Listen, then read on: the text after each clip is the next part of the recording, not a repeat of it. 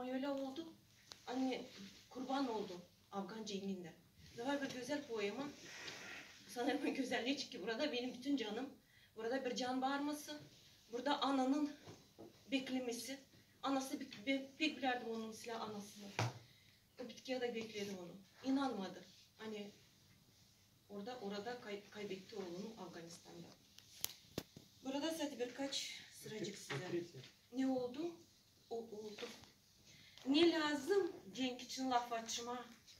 Artık o geçti. Gün başka, hem asır da başka. Ama yine vuruyor canıma o garip bakışınla ana. Afganistan.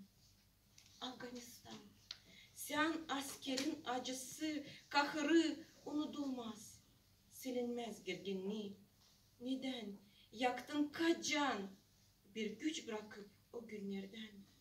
O vakiti anır insan. Okumayacağım, çok zevk, çok oyalanırız. Sevinirim. Bugüne sevinirim. Sağ ol söylerim. Kadirvan size de. Siz benim sevgili şairimsiniz. Bizim şairimiz koleji. Zerre uşaklar seviyorlar, pek seviyorlar sizin şiirlerinizi. Burada benim hepsinin şiirlerini, hepsinin sözünde sağ olun, hani varsınız. Siz de sağ olun. Sağ olasın.